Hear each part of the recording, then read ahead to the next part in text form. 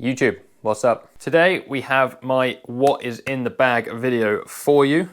It's all about to change. If you watched the last video, you'll know a little bit about that. I have a new set of irons on order. They're going to be with me very, very shortly. I just want to show you what is in my bag now, as that is what I have started with my new golfing journey. So thank you very much for coming across to the Gone Golfing YouTube channel, and let's get straight into it. So to start with, the bag.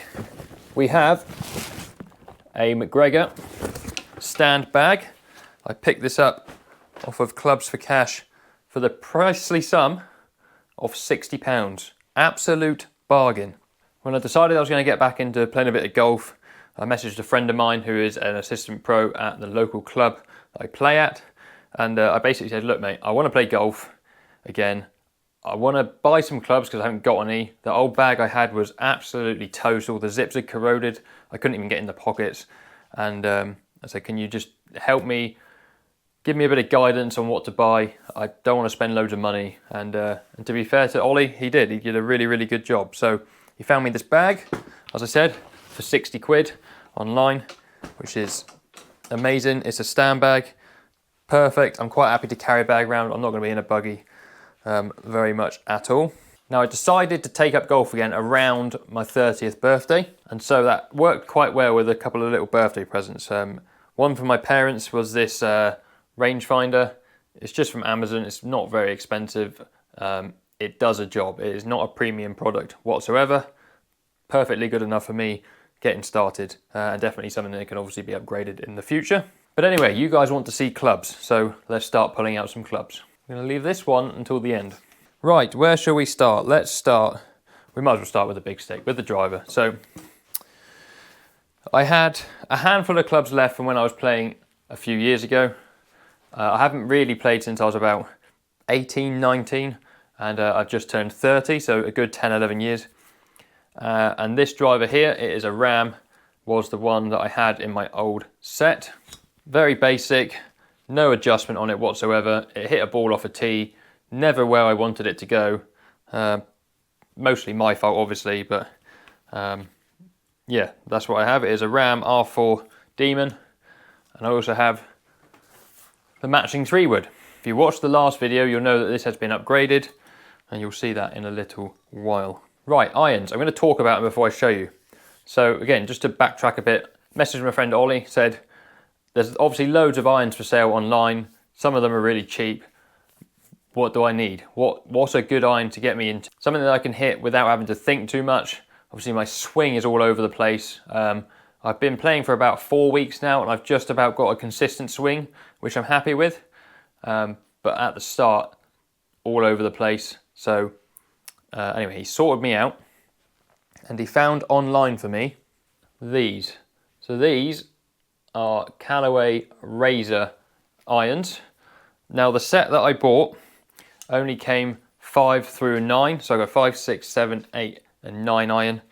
Nothing below a 5 and no pitching wedge. But you know, again, enough to get me started. The grips that came on them were white. I don't know whether they were the original ones or not, but it was like holding a hard piece of plastic. They'd gone hard and really slippery, and Ollie himself, when he had a shot with these in the swing studio, nigh on let go of the club. So he sorted me out with some Golf Pride grips. They are the, I don't know if they're called Jumbo or just the Max Grip or whatever they are. They're the biggest ones you can get anyway, or the biggest ones in that range. I'm a tall guy, I'm 6'4", I've got big hands. So I wanted to feel like I was actually gripping onto something, not just a spindly shaft in my hand. So that's what we got, the big grips, Golf Pride ones on there. I wasn't planning on hanging on to these irons for very long, but the grips that were on there were, they were no good. So, you know, 50 quid or whatever it was to put some grips on, not too bad at all. Anyway, as I said, I've got the 5 through 9 iron. This is the 7. They're in really, really good nick. I don't know if you can see, if I hold it up the right way, might be better without hitting my ceiling. Very awkward to film at home, I find. But yeah, really nice clean grooves. Whoever's had these as a previous owner has looked after them. They're not really worn at all. There's no scuffs on the bottom. The shafts haven't started to rust. They've still got all their stickers on. And yeah, they're in good nick. And for 120 quid I think I paid for these. Not bad at all. Now it gets a little bit interesting.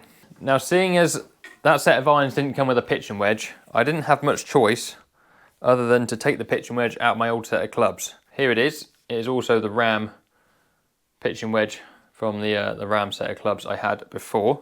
Oh, what I didn't mention is that these irons are an inch longer than standard because I'm so tall. So that was another thing that Ollie was very helpful with, was telling me I needed longer irons. I wouldn't have thought of that. I didn't know that, but that is important because when it comes to the pitching wedge, it's obviously not longer. It is a standard length club from my old set, but to be honest, it does work perfectly fine. I know it's shorter, so I've got to bend my knees a little bit more or whatever. The new set of irons that are coming are fitted to my height and include a pitching wedge, which is good. So yeah, Ram pitching wedge, it does a job. If I can avoid hitting it, I do. I find I can hit a soft 9-iron about the same. So yes.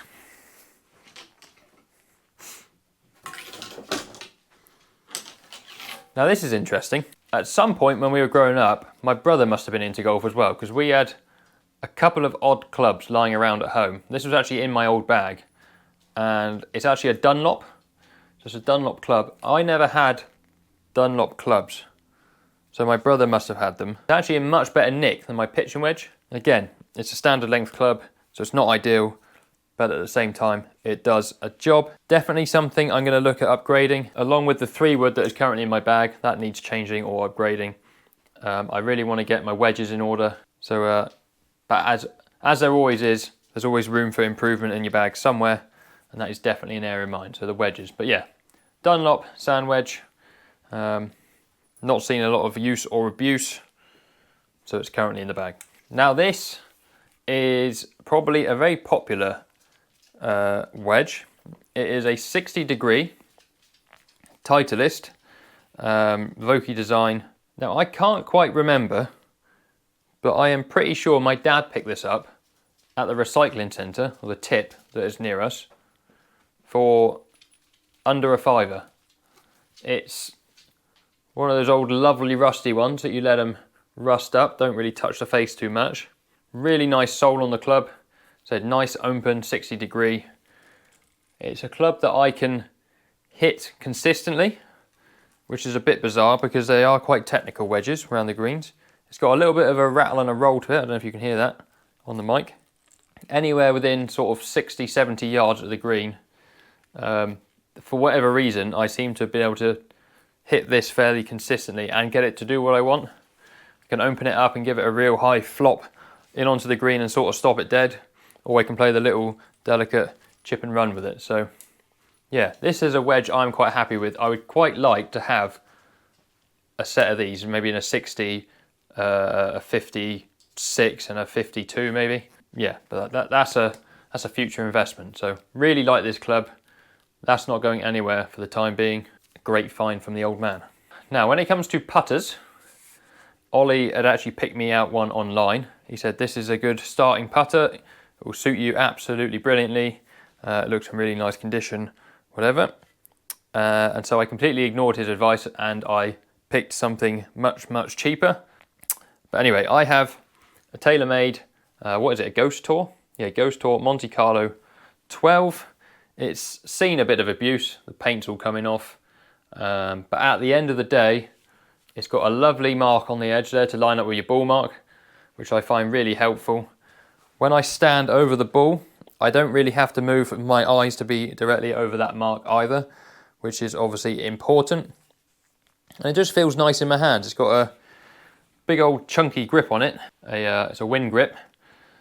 And to be fair, I really like this. So I'm going to hang on to this for a while. I have no need to get rid of it. It feels, yeah, just perfect in my hands. Really nice swinging motion. The way I grip the putter is a bit odd. I sort of do this sort of formation with my hands. I bring my left index finger down level with my thumb and then put my right index finger down towards the putter. As to why, I don't really know, but that's what I do. And yeah, I'm actually really happy with how I am putting. Bizarrely. I thought that would be a really weak point in my game, but there we are. Played a lot of cricket growing up, so whether it's just something to do with the stroke, I don't know. Now I've showed you my driver, and if you haven't seen the last video, the first one I put up, then you wouldn't know any more than that. But I've already made an investment, an upgrade, a purchase, some might say. And yeah, went for the TaylorMade Sim 2 Max. Read a lot about these online. A very forgiving driver, along with the Ping G430 or 425, slightly older generation driver. Those were the two I was really looking at. But anyway, I have a TaylorMade, what is it, a Ghost Tour? Yeah, Ghost Tour Monte Carlo 12. It's seen a bit of abuse, the paint's all coming off.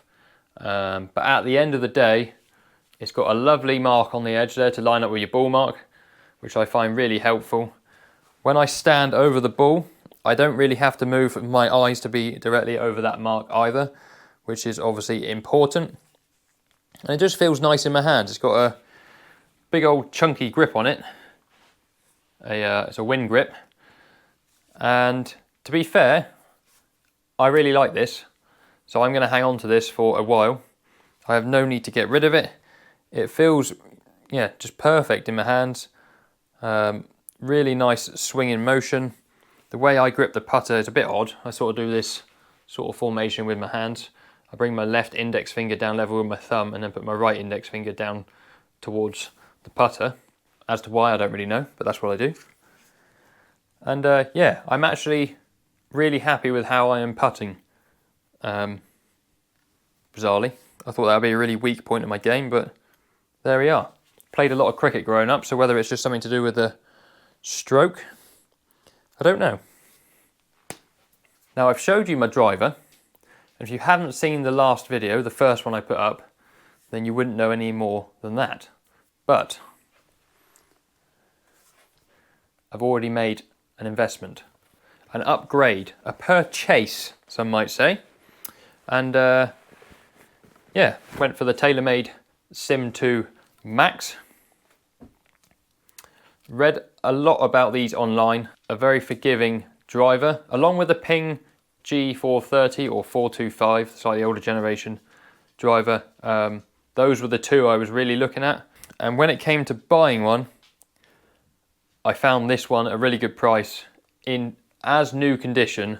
Yeah, cheaper than I could find a Ping. That doesn't mean it's better, it's just, that's what I did. Everyone will have reasons as to why they buy certain golf clubs. And I bought this one. So it's adjustable on the shaft there. It's actually been adjusted slightly for me already. Me and my friend Ollie in the swing studio have been tinkering around with that a little bit. It's got a Ventus 5S shaft. Does that mean it's a 50 gram shaft? Someone will have to help me out there. And I don't know whether that means it's a stiff from the S. But anyway, it just feels nice. It just feels right. The first few balls I tried to hit with it were terrible. This actually came delivered to me at a very steep face. So it was about 9 degrees of loft on it when it arrived. We've opened it up to about 11 now. So much better launch angle. And I've spent a lot of time in the net hitting it, and I've found a consistent swing where I can put a bit of oomph into it.